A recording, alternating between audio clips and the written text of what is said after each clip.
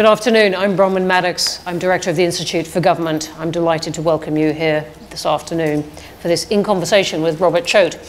Robert, as you know, is the Chair of the Office for Budget Responsibility and has been that for since 2010, having been reappointed for a second term, and before that was for 8 years Director of the Institute for Fiscal Studies, and before that, Economics Editor of the FT.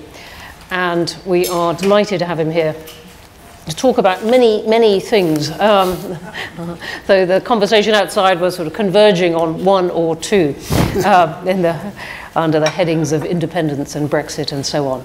And I know there are going to be a lot of questions, so I'll leave time for questions. Robert, welcome. Thanks for coming to the Institute. Thank you for the invitation. Let me kick off with one of the things that is indisputably hot at the moment, which is the question of independence. The OBR was set up, as we all know, to be an independent forecasting body. Has it worked in that sense, do you think?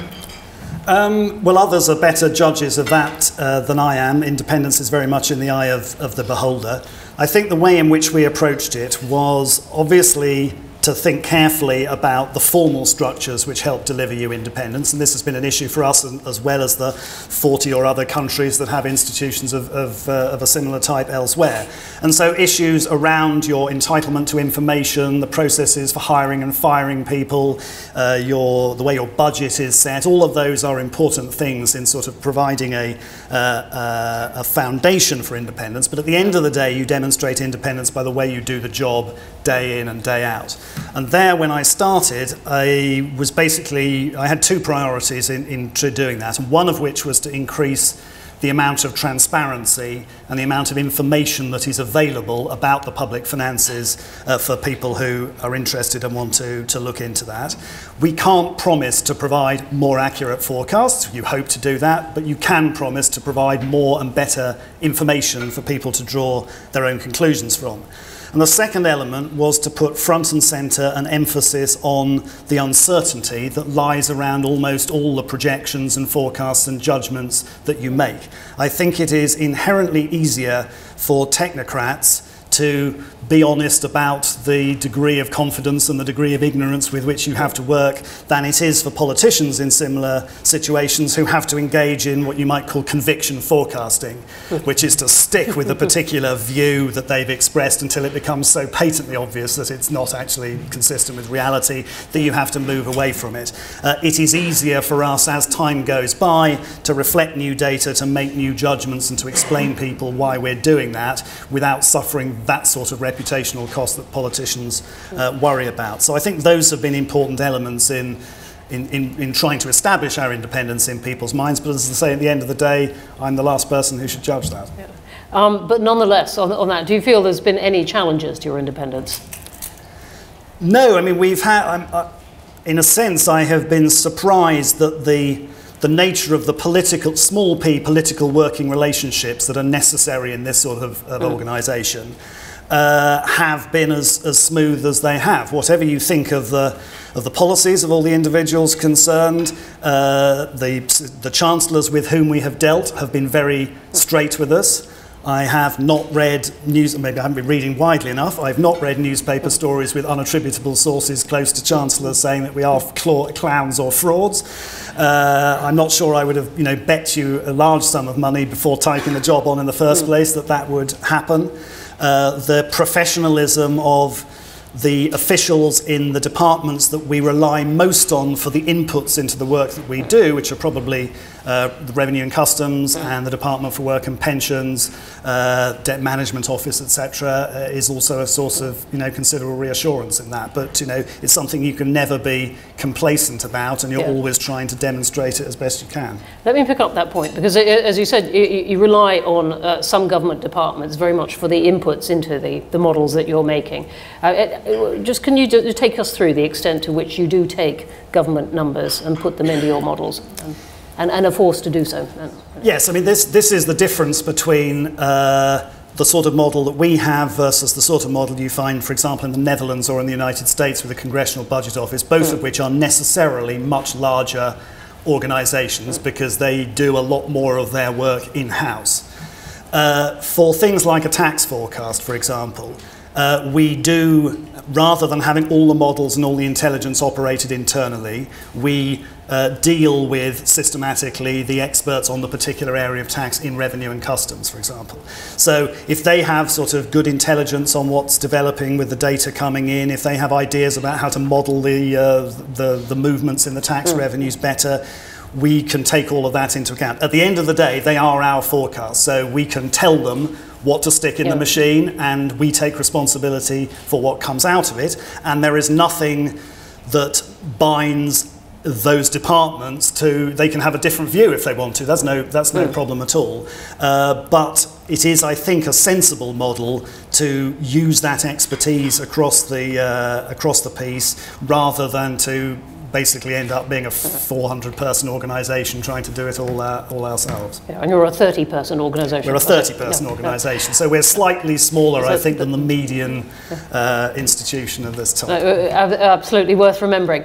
But we just stay on this for a second. I mean, what do you do about projections of public spending, for example? Supposing the government has said, well, we're going to spend X, Y, Z or something on public spending, and yet that seems incompatible with some policy statement or something. Do you take a judgment, or do you simply take the public spending figure? Well, what we do, and we are constrained by Parliament to produce our forecasts on the basis of current government policy, not to look at broader options. Now, obviously that raises exactly what does one mean by current government policy.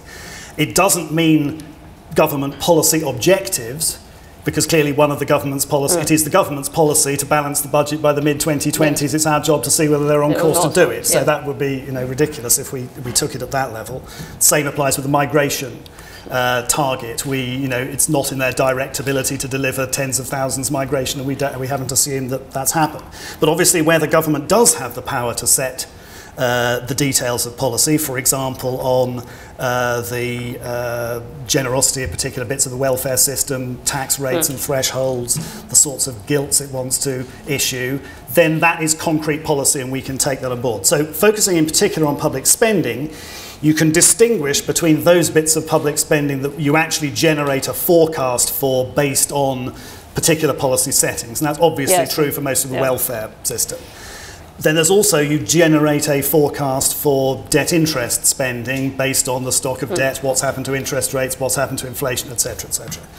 You then have data, what you might think of as day-to-day and capital spending by government departments. So education, health, transport, grants to local government, etc. And in that sort of area, what we get the government to do is to give us what are called departmental expenditure limits, which it sets a ceiling over the horizon of a spending review, which is a given number of years, 3 or 4 typically, and we take that then as the basis, and then the government will also say what numbers they would pencil in beyond the period of the spending review if it doesn't go right the way to the end of our 5-year forecast. The judgment we then make is based on history, on the particular pressures that are showing up at the time. Do we think that limit will be over or underspent? And historically, it is almost always underspent. It's a feature of the UK public expenditure system that we have a relatively centralised, relatively Treasury strong system. So departments, certainly in aggregate, and typically individually as well, very rarely overstep those limits. Now, that's not to say, of course, the government doesn't change the limits, and that's an important lever that it has available to deliver the path of government borrowing that we eventually forecast. So your choice there is, do we do a forecast on the basis of what the government says it is going to do, or on the basis of what we guess it might do? Well, this is exactly what I'm asking. You could approach it either way, but I think if you want to hold the government to account, the thing to do is the former one. You hold them to account for what they say they're going to do, and quite often you draw little charts that indicate some curious features of what they say they're going to do. Perhaps paths of spending that go up and down, or drop off to rates that you haven't seen for X number of years, etc. And people can draw their own conclusions from that about how plausible that is. There would be alternative ways of doing it, which is to say, should you produce a forecast on the basis of what you would need to spend to deliver constant quality and quantity of public services? which is, I think, an interesting question for people to try to answer, but it's not a sensible one for us to answer, because the decision of what you want to deliver in quality and quantity is one of the policy instruments that you have available to you to deliver a fiscal consolidation or to loosen so that's something that needs to be done within the government itself. And obviously it's something where external experts, particularly obviously RUSI on defence, the King's Fund on health, etc., would have particular expertise on how plausible those areas are. But indeed, we started running a version of this through our performance tracker, our money going into public services and what comes out, led by Emily Andrews. Indeed, which gives you a very good sense, and we've used that for some of the work we've done on risks, where we can go a little bit further than say, let's look at health, for example, and say that the pressures here do look as though they're going in one direction rather than the other. So you might want to think about that in thinking about the possibility that policy will change. So that's as far as you go, saying, look, here are the pressures. Here are, as you said, some interesting trends that you might want to think about this. No, exactly, because that's taken you up to the edge of your remit. Indeed, because if we simply said this is what we guess the government will do, we're letting them off the hook. Because they will just say, well, that's not what we're intending to do, so your entire judgment about whether we're going to hit this target or not is just predicated on your own fantasies about what you think we're going to spend. And if you go back 5 or 6 years and look at the way in which departmental spending has been cut since then, I suspect that a lot of people who would have tried to make that judgment 5 or 6 years ago would have said we would never get as far as we have. So it's a very difficult and intrinsically political judgment to have to make. How have you coped then with the impact of Brexit? You have produced one comment and model since the referendum, saying I think that it would cost Britain up to 300 million a week over the period to 2021. Is that right? How have you gone about looking at the many uncertainties, if I can put it that way? Yes, sure. I mean, the starting point for this is the job that Parliament has given us, which, as I say, is to produce forecasts on the basis of current government policy, which in this area is a somewhat fluid concept. So for that reason, we did not produce a forecast ahead of the referendum of what would happen if there was a vote to leave, because it was not then government policy to leave, and it's not been an entirely happy experience for everybody who did do forecast then subsequently. What we then did, of course, is that once there had been a vote to leave, we needed to reflect that in the forecast that we did, and we did that in the November 2016 forecast. And the view that we took then, that we have stuck to subsequently, is that we have no proper basis to predict or to interpret government policy as being a particular outcome of the negotiations, which, as we can see in real time, are still fluid, and the government is making its own mind up on the position there. So what we did was to make a set of broad brush assumptions that were sort of consistent about things like immigration and of trade intensity, of the fact that you were likely to see weaker business investment than you otherwise would do, while there was a degree of uncertainty about where you were going to end up. And what we tried to do was in that forecast document to be as transparent as we could about what the sum total of the Brexit-related judgments we had made was, which ended up to be a hit of about 15 billion to borrowing at the end of the 5 year. Over this period to 2021. At the end of that period. And to break it down between, as you say, migration, the cyclical weakness of the economy, changes in interest rates, inflation, etc.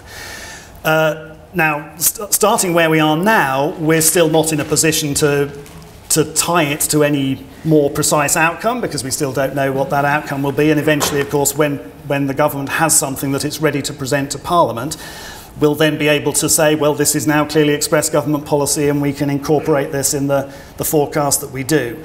The one area where we will be able to go further than we have done to date in the near term is on the financial settlement, so the concrete flow of money between us and the EU rather than the broader economic effects, because the draft agreement which was reached at the end of last year is sufficiently firm enough for us when we get to March to be able to say this is what we think that the flow of ongoing contributions would be under that draft agreement. Right. Except we still don't know, among the many things we don't know, whether we might be paying for access to markets and so on.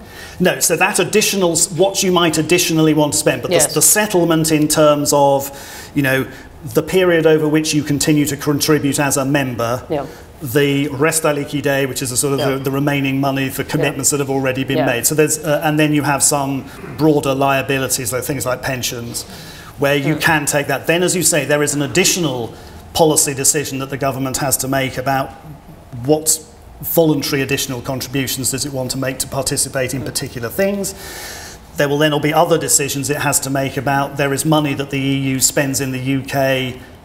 Do they want to spend it on the same thing or on something else, or do they want to spend other things? So what we've done so far is to make what you would call a fiscally neutral assumption, which is to say that if there is a reduction, complete or partial, in these expenditure transfers to the EU, we assume for the purposes of our forecast for the public finances that those are spent on something else. In the UK. So in the UK, exactly. So what we're basically saying, we are assuming that none of the direct proceeds of reduced contributions are going to be devoted to deficit reduction.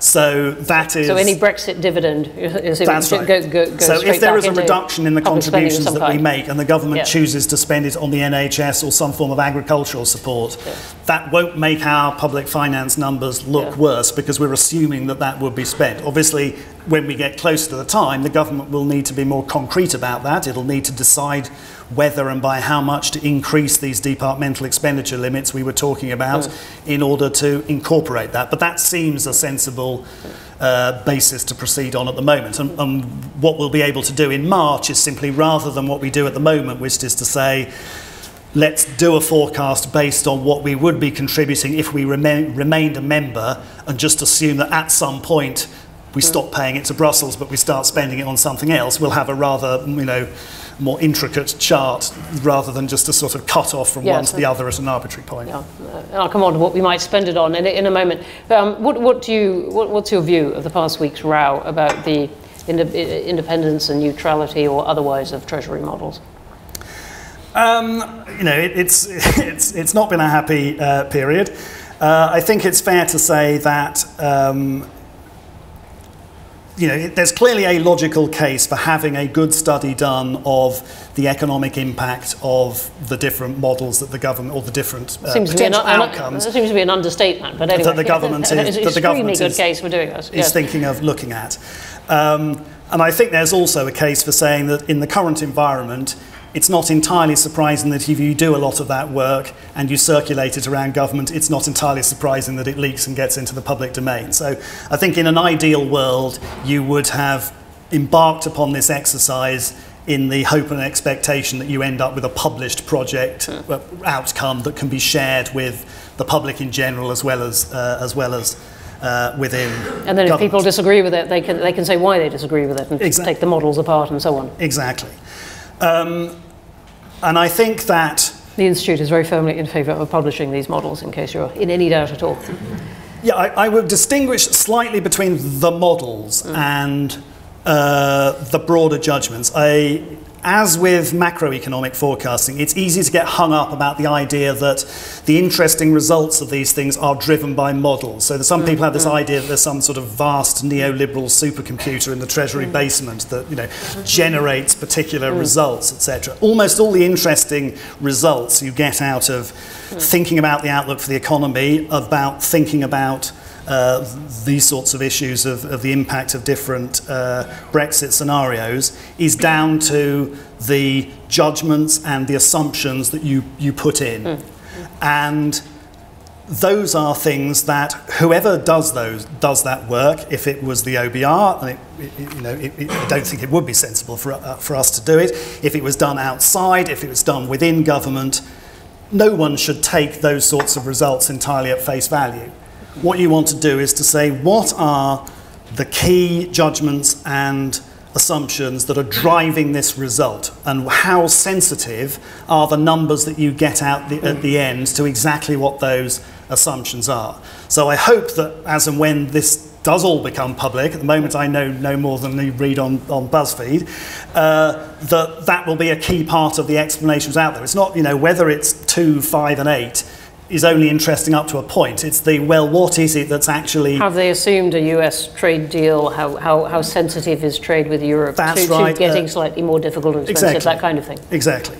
And in terms of the independence of all of this process, I think given the range of issues that you are looking at, that it's perfectly sensible to do this as an exercise taking on board the inputs of experts across analysts across different government departments. In an ideal world, I think you would accompany that whole exercise with an advisory group of outside people, including hopefully at least one who thinks that Brexit is an economic positive, who would be able to look at that, the drafts of that work as it was coming on, to provide input, to provide suggestions, to satisfy themselves about the integrity of the process, and then also to be in a good position to comment in an informed way when the outcomes at the end. I mean, none of those people would then be committed to agree with what emerges at the end. This is quite typical of when think tanks organise big commissions, or when you have large academic projects, you often muster together a group of people who can provide you useful independent advice as you go along, and are then able to comment sensibly on it after you finish, without in any way requiring them to sign up to whatever the result, whatever the final results are. We'll see where that goes. Just staying on Brexit for a second, though, did your assumptions change after the Lancaster House speech a year ago? Or you'll say you've had one go at this and really don't feel in a position to do it again until there is something very firm? No, I mean, basically, we took the broad brush assumptions, which, as you say, dominated by things that affect productivity, the migration, trade intensity, so less import and exports in total.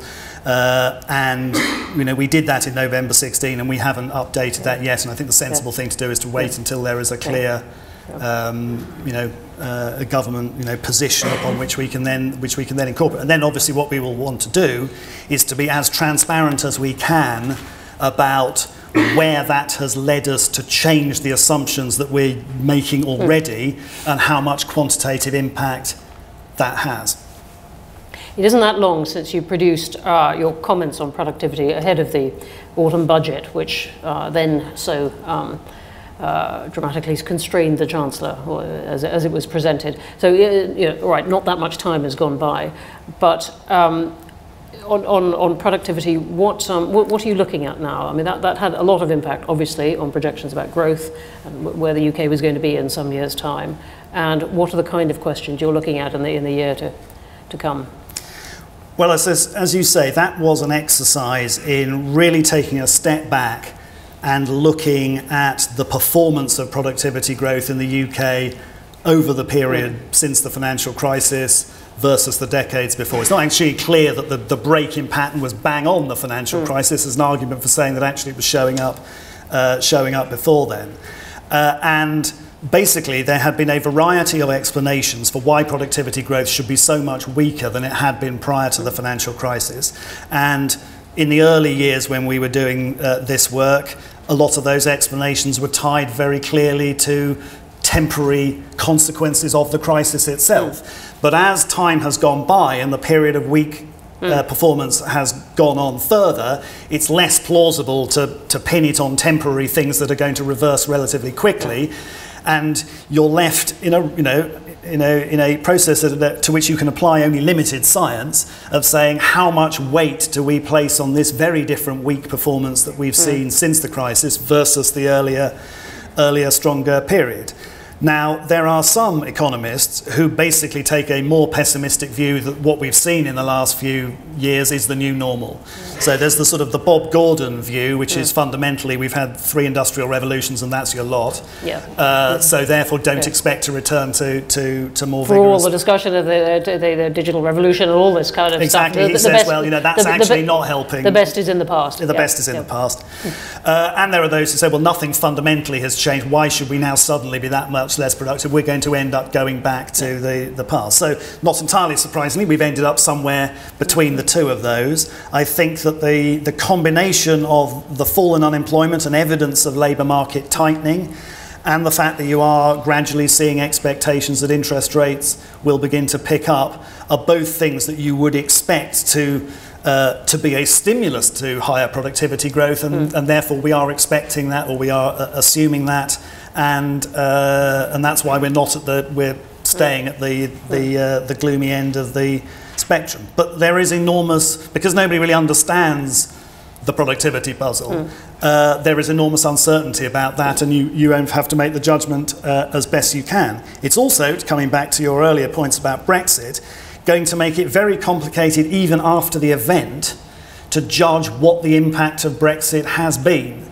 because it will be virtually impossible to disentangle it from how the productivity puzzle would or would not have resolved itself if Brexit had never happened. You'll be able to get some sense of that from a comparison with other countries. So one of the other reasons for moving the productivity projections down last autumn is not merely that we've seen in the UK this relatively weak extended period, but that it's been common to a lot of industrial countries. More severe here than in most, but it's quite striking. If you look at the way in which we have revised our projections for underlying trend productivity growth and the potential growth of the economy and compare them to what the Congressional Budget Office has done for the United States, they're remarkably similar. Just take one bit of this, infrastructure spending. I'd love to know what kind of assumptions you make about what it does to economic growth. We had a big event here this morning launching an infrastructure report, the 6th in a series, which was the culmination of a year's work here, arguing on about how the UK could make better infrastructure decisions, and pointing out that not all of their spending is good, and some of it ends up in white elephants, and some of it is good but really expensive, and so on. How have you approached this in your thinking? We intend to incorporate it, essentially as part of the broader analysis of government capital spending more broadly, and we would take account of that in the short-term forecast as a contributor to GDP. What you tend not to, and this is partly because of the time horizon over which we're looking, if big infrastructure decisions are made around HS2, new runways, etc., that the length of time that it takes to actually get from yes, this is a good idea, to shovels in the ground, to it's up and running, to it has a measurable effect on the underlying growth potential of the economy is way, way beyond the 5-year forecast horizon that we're doing. So much as with, for example, statements about we're going to liberalise planning reform, it's one of those areas where I think you wait to see it in the data rather than saying, oh yeah, we're going to bank that straight away. What do you make of the IFG's recommendation, which we're delighted to see the Chancellor did pick up, to have just one fiscal event, one budget a year? It's a noble objective, not the first time it's been tried.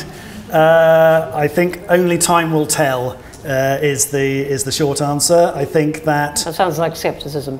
That it's going to last. In the part, Gordon Brown had the idea we should have a pre-budget report, which is a largely consultative exercise, and all the action takes place in one particular budget.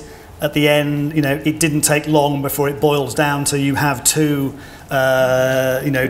fiscal events of broadly equal significance, and quite often autumn statements would have larger fiscal impact than budgets. So I think it's an entirely noble and commendable journey to set out on, and we'll see how it looks in 2 or 3 years' time. Okay, what about another of the objectives? Some officials say that they crave to have more public discussion, more kind of testing of ideas before the budget, the rabbits out of the hat finally are produced, in order to avoid, sudden U-turns on pasty taxes and this kind of thing. Is that realistic?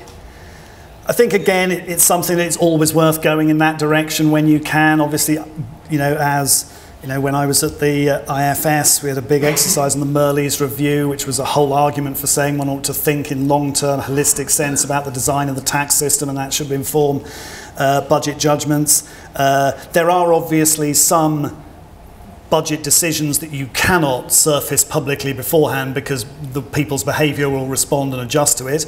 There are some when it's difficult to avoid giving some advance notice. For example, when people knew in advance that the higher rate of income tax was moving up or down, you get colossal amounts of money, for those people who are able to decide whether they take their income in one tax year or another.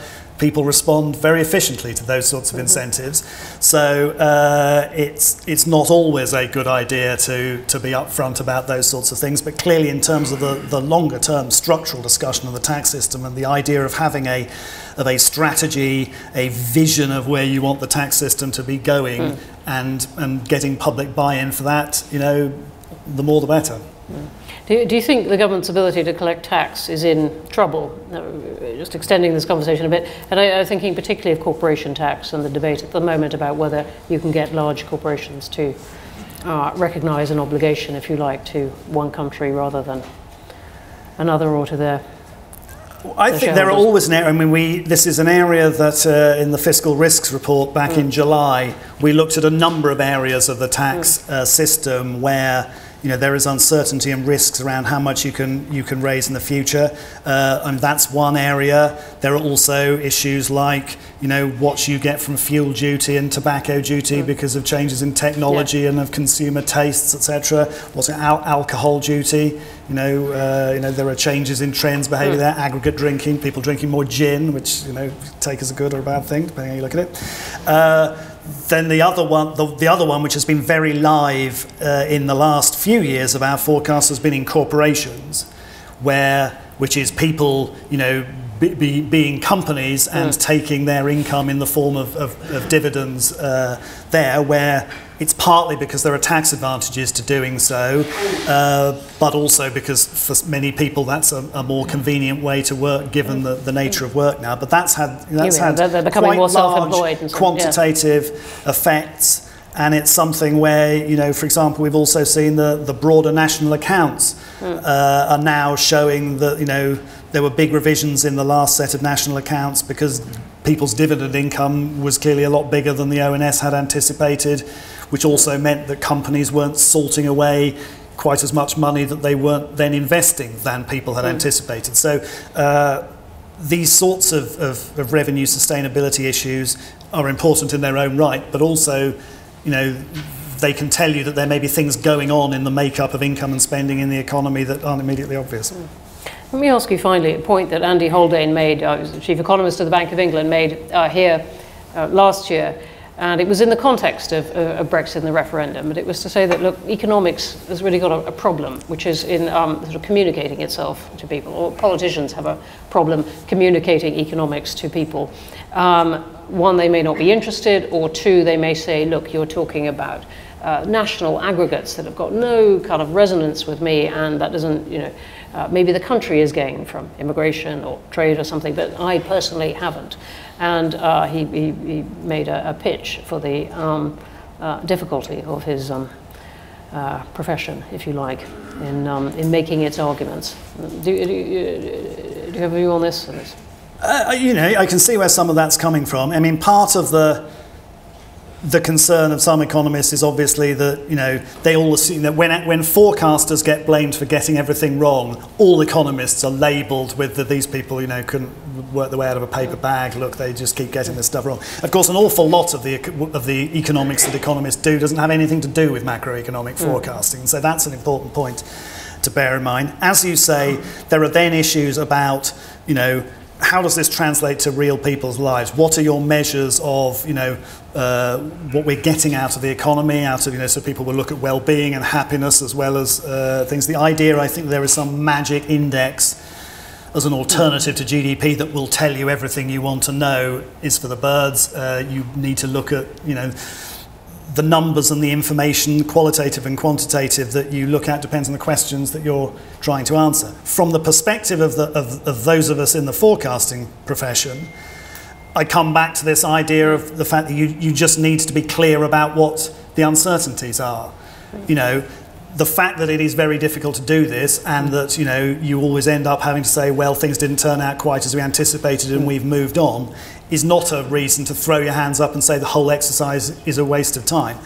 all government to paraphrase policy, one government minister in the past week. Yeah, all government decisions are implicitly or explicitly based on a forecast of some description. You ask yourself, what is the state of the world? Here is a policy. How will implementing that policy change the state of the world? If you're in education, defence, or whatever, it doesn't have to be economics. In economics, there's a sort of rather greater quantitative nailing of the colours to the mast. And we don't do that because we think we're smarter than the people in the other areas and we can do everything to one decimal place. It's about being accountable and transparent. So, you know, if you are explicit about these sorts of things, you have a benchmark for saying, well, things have turned out differently. That creates a responsibility on me to explain to people why the story that I thought we were telling 6 months ago needs to be revised. And as I say, it's easier, I think, for technocrats, not always completely easy, as Andy implies, to be honest about that than it is for politicians for whom there is a perceived political and reputational cost to saying, I've had to change my view on this. It's easier for us. Let's have some questions. Very much plural. All right, first one up here. Could you wait for the microphone, please? Hi, it's Bill Schomburg from Reuters News Agency. You talked earlier about the broad brush assumptions that you'd made in November, and that included uncertainty about what was going to happen with Brexit. As you approach March, and you know the 1 year clock will start to tick, does the lack of any clarity and the remaining uncertainty in the proximity of Brexit date become more of a factor as you start to look at drags on the economy? I'm not sure it becomes more of a factor. As I say, we thought it was a sensible thing to put in right at the outset that you were going to have, you know, in particular, business investment decisions are, you know, some people are going to delay or to put off projects until they know what the end state is going to be, and that uncertainty lasts until you know when the end state is going to be. I think it's working out to what degree that quantifying the impact that has had is difficult given the quality and the nature of business investment data that you get. It swings about quite a lot. It is revised quite a lot. My gut instinct would be is that there has been less investment as a result of uncertainty, but actually turning that into, I think, the precise quarterly path of business investment, if we had not voted in a different way, clearly you wouldn't have any confidence and judgment about that. But I think it remains an issue until people have an idea of where we end up. Great, thanks. Sorry, yes, here. There's quite a few hands up. If there are people in the next door room, I can offer you the low-tech method of coming to stand in the doorway, waving at me. Go ahead. Right, thanks. Titus Alexander, Democracy Matters. The OBR is part of an important openness of information and transparency, and today the Open Budget Initiative published a good comparison of governments. So the UK came 10th, which was encouraging. But out of how many countries? About 75. Oh, okay, right. Yeah, quite near the top. New Zealand came top. South Africa. They always do. But the question is really, a lot of this information and the kind of information you produce goes to experts and lobbyists and so forth, and not much to citizens, so they don't necessarily understand the implications of the kind of work that you do and the transparency of the government. So should we be investing more in enabling education to provide that kind of citizenship understanding of the kind of information that you produce, so that even at a basic level, as part of a democratic right, people can make sense of government budgets? Okay, that's about understanding rather than making the data available. Making the data available and accessible, first of all, of course. Yeah. And the government's actually not been too bad about that. But it's not in people's hands. People don't know it's there, and if they do have it, they don't know how to make sense of it. On the whole, no, I mean, it's certainly true. I mean, not entirely, partly because of what we do, and also, for example, the government now brings out whole of government accounts. So a set of accounts for the public sector on as you would do for a private sector company, which, again, it's not going to be the subject of, endless chat down the dog and duck. But for those people who have an interest in, and understanding that area, it is useful additional information.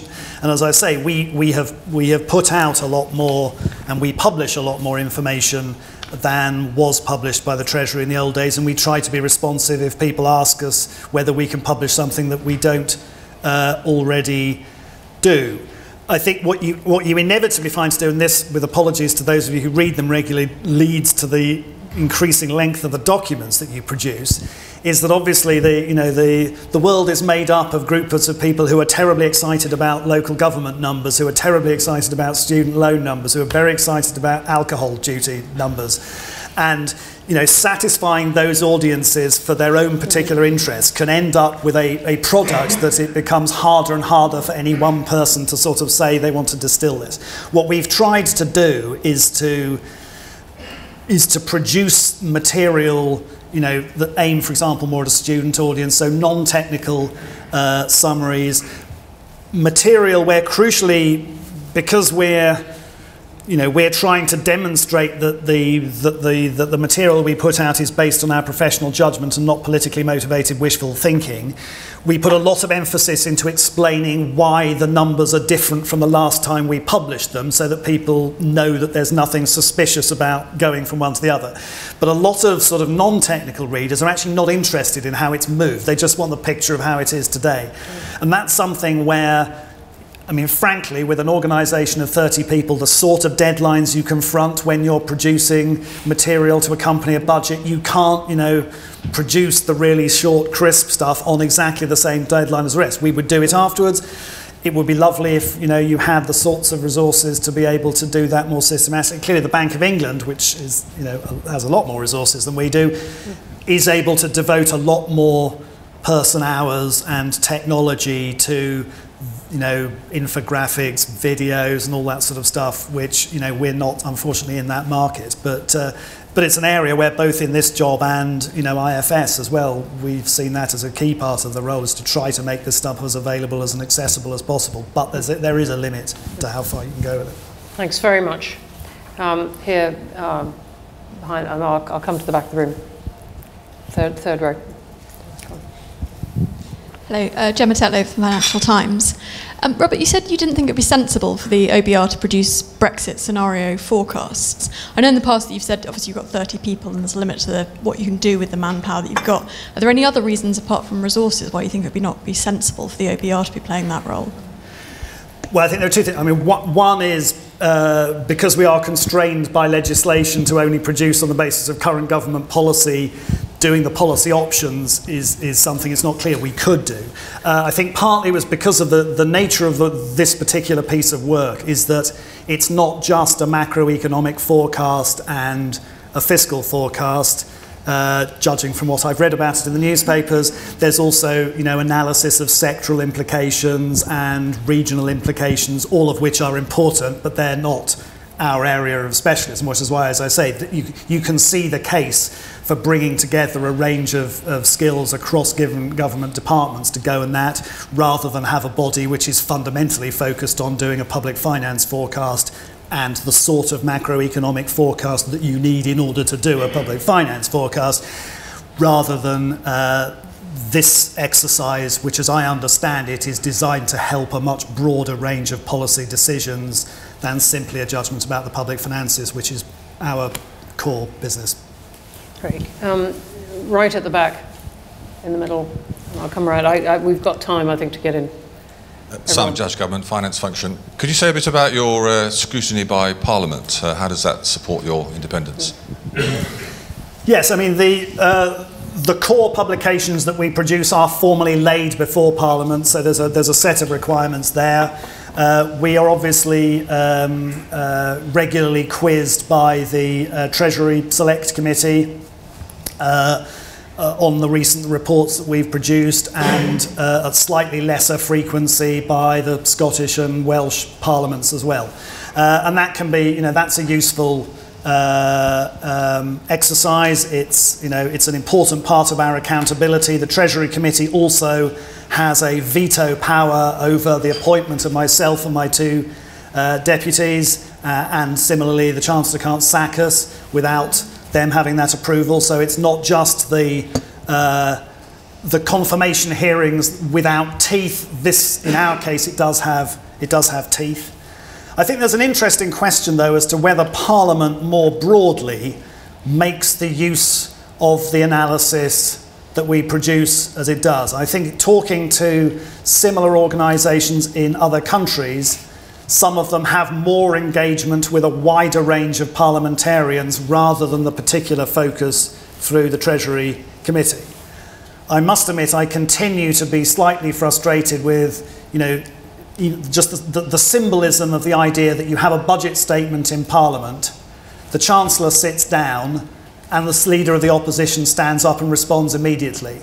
I think there would be a powerful signal if the Chancellor sat down and the Speaker said, or whoever it is, right, we will now adjourn for the necessary time for everybody to read the details of the forecast and the policies, and then we will debate their merits, rather than just sailing straight into this. And I think that would, that idea of more broadly engaging a Parliament wouldn't be a bad thing. Over here towards the mantelpiece. Russ Lynch from the Evening Standard. Without asking you to completely blow the gaff on March's forecasts, could you just, you mentioned the December settlement. I was wondering, could you just talk us through briefly the moving parts in that and how it will affect the public finances, and would it be a net positive or a negative? Well, as I say, we're talking here about the specifics of the financial, so the line that we have on the net expenditure transfers. At the moment, what we have done, as I say, is basically to produce a forecast as though we remain a member of the EU. So we calculate what our contributions would be right the way to the end of the 5-year forecast, and that we simply say at some point, 2019, for the sake of argument at the moment, we assume that that switches from being a contribution to the EU to being a alternative domestic spending plus possible continued contribution to the EU, and you just basically have the forecast based on that total. What we'll be able to do now, as I say, is to have a clear idea of what the concrete contributions will be. But if we stick with that assumption that the government will spend the difference between what it would be contributing to the EU if we remained a member and that new number, then the bottom line effect on the public, there wouldn't be a bottom line effect on the public finances. You're just changing what is currently a sort of a light switch that we move from we're in and it's a contribution to the EU to it's spending on something else, and have a slightly more nuanced line in which that declines over time, and we can then say whether it looks likely that this will in total add up to the sorts of numbers that the government's been talking about publicly. Does that alter your economic forecast though, in terms of, do you adjust for certainties or a slightly more certainty, if you see what I mean, in the forecast? No, I mean it's basically it's the composition of the spending line. You're moving from a very stylised assumption that you just move this into some other sort of spending to having a rather, a more specific line for what the direct expenditure transfer related to the withdrawal settlement would be, and then you're still left with that question of, well, how much does the government want to tell us about what it might spend the rest of the money on? Great. Over by the door. Sorry. I come from a tradition where the independence was within department, so it was the GES and the GSS, as opposed to the independence of the agency.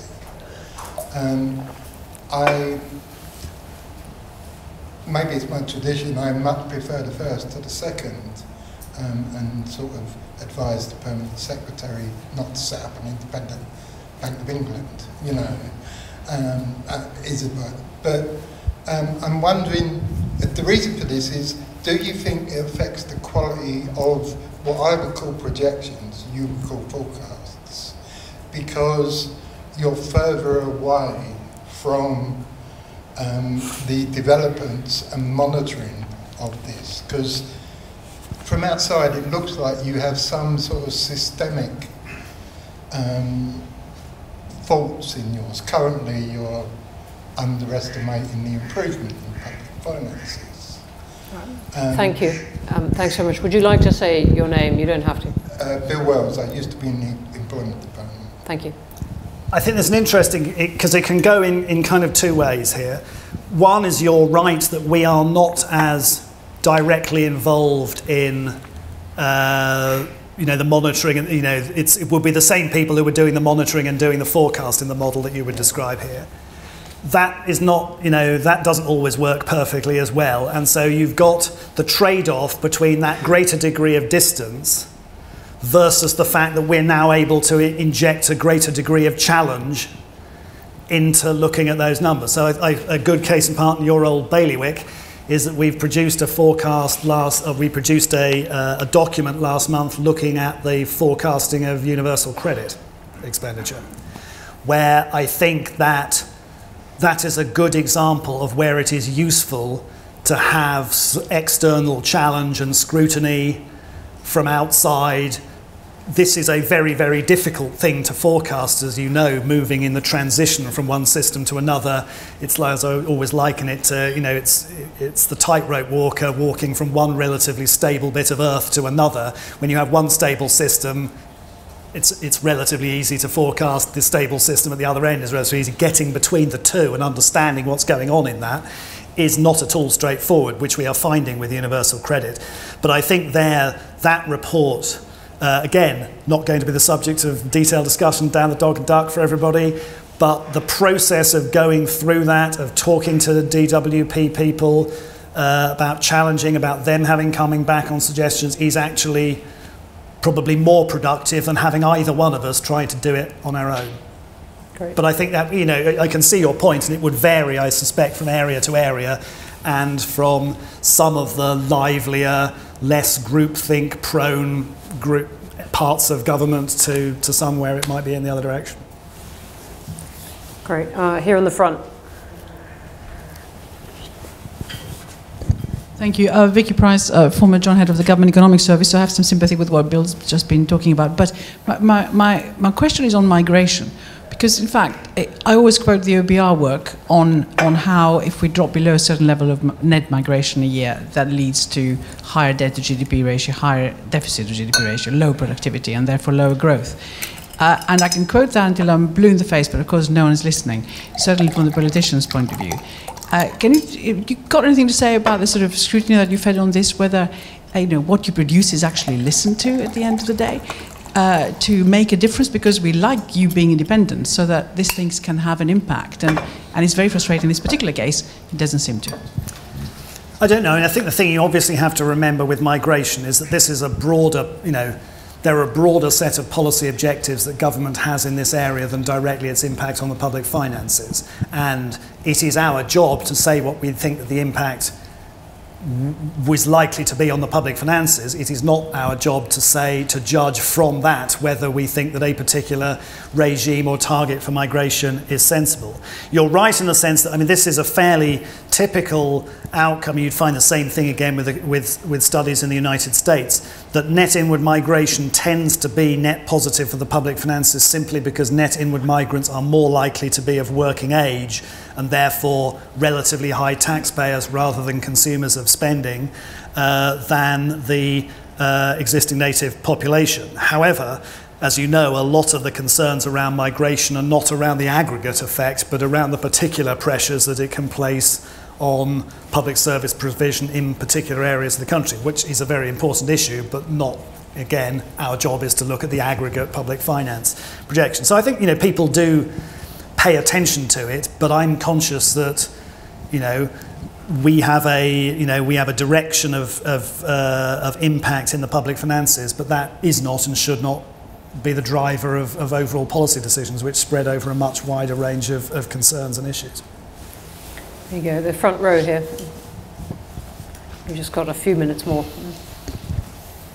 Will Halliday, IEA. Jonathan Portes, amongst various other centre-left economists, have at times criticised the OBR for kind of underestimating the distortion effects of reduced government spending.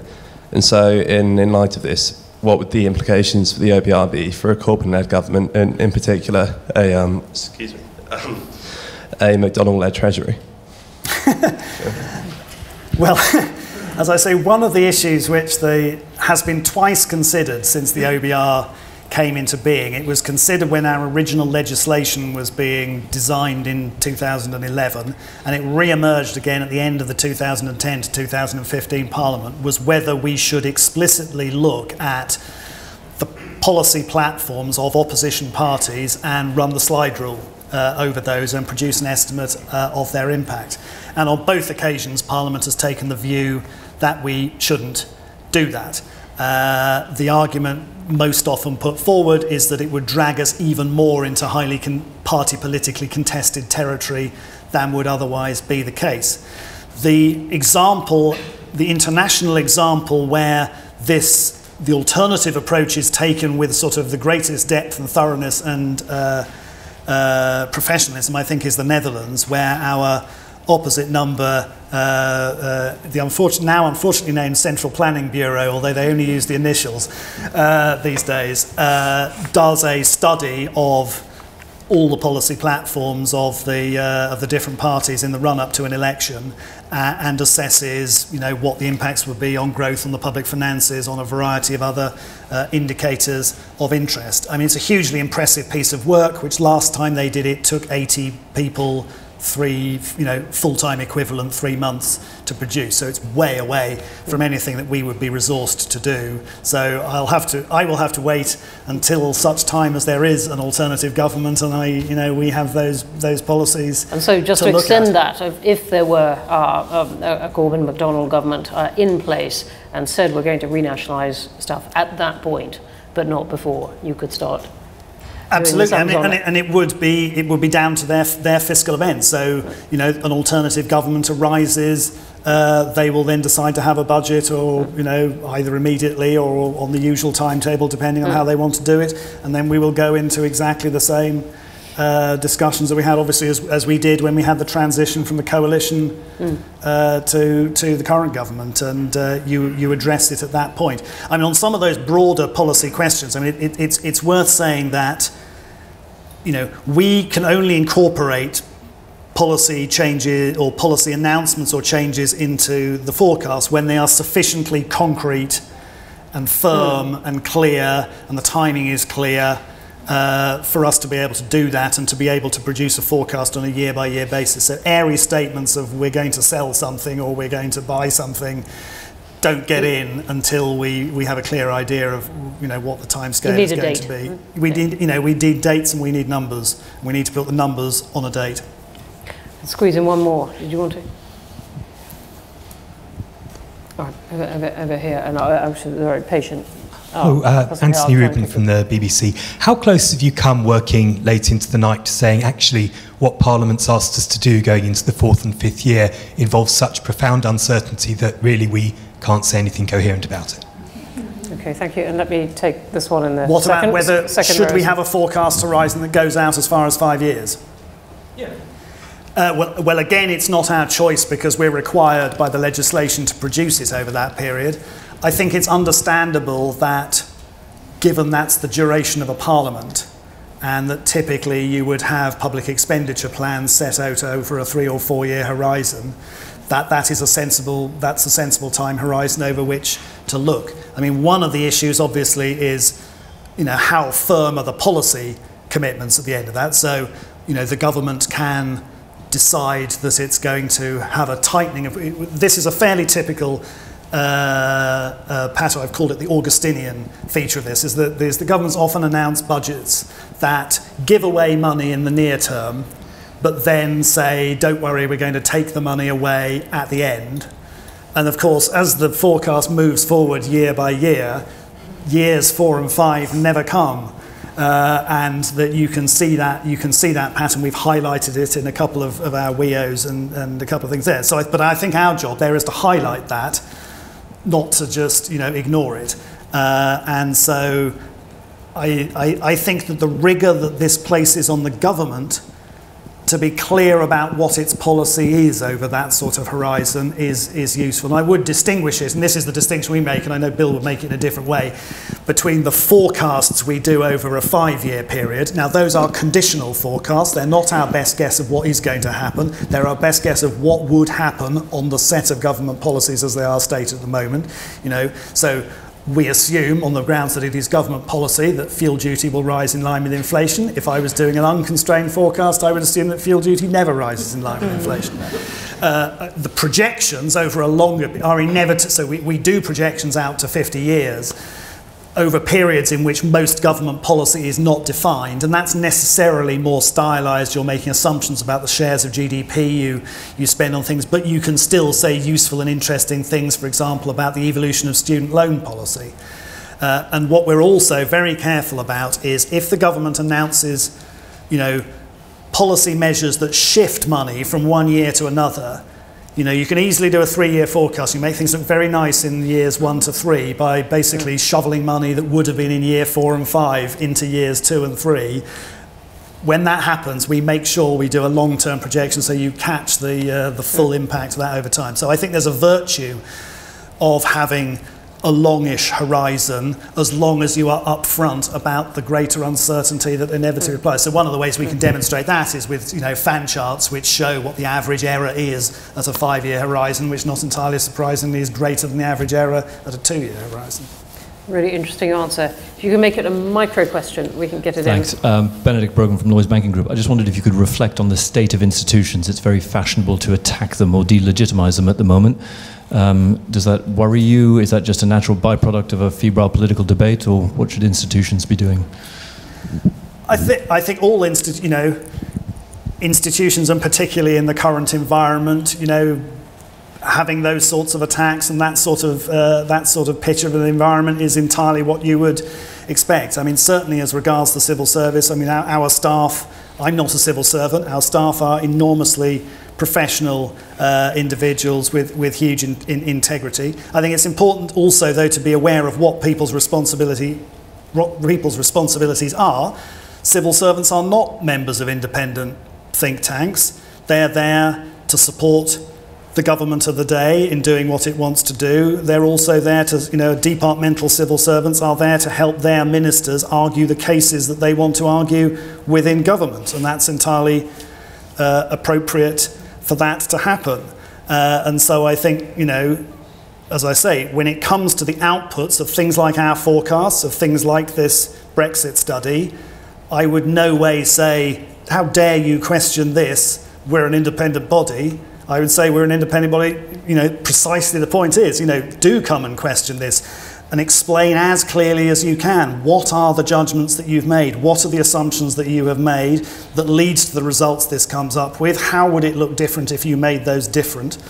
And people should look as sceptically as our stuff. They should look sceptically at stuff the civil service produces. They should look sceptically at stuff that politicians produce. And a combination of recognising the uncertainty, of us being upfront about the uncertainty around these sorts of numbers, but also being willing to engage in that debate, to have people say, well, okay, can you justify why it is that you've done this? What's actually moved that? Why is the difference here between, what is it that gets you from this number to that number? What's your basis? We shouldn't be afraid. That's not an attack on an institution. It's an appropriate request for accountability and openness. Thank you for that ringing defence at the end. Robert, there's obviously a clamour for the OBR to be an all-purpose economic forecast in all kinds of ways. So thank you for talking so openly and fluently to such a wide range of questions. Thanks for coming. Thank you very much for your great questions. Thank you.